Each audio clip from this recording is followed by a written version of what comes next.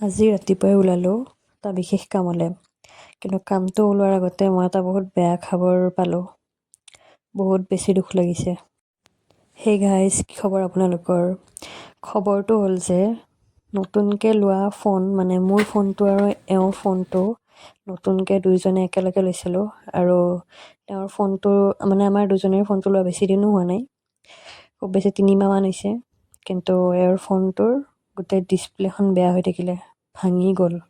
আৰু কেনেকৈ ভাঙিলে তেওঁ নিজেও নাজানে, ক'তো পৰাও নাই। আছে মেকুৰীটো কেনেকৈ পানী খাইছে চোৱা, খাই লওক ৰ'বা।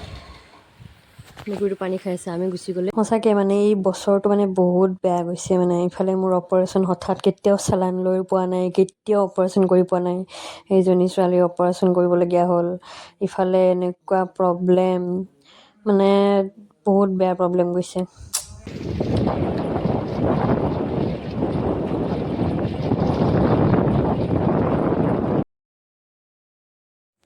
চ' এতিয়া দুইজনে ওলাইছে ফোনটো ভাল কৰিবৰ কাৰণে, আৰু লগতে 2-এটা সৰু সুৰা কামো আছে, সেইখিনিও কাম কৰিবলৈকে ওলাইছোঁ।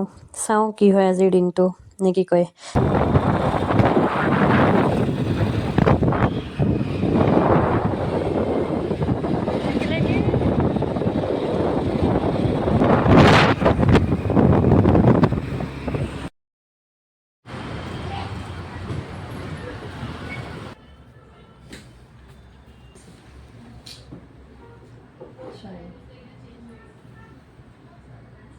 চ' আজিলৈ আহিছোঁ, টিল দেন টাটা, বাই।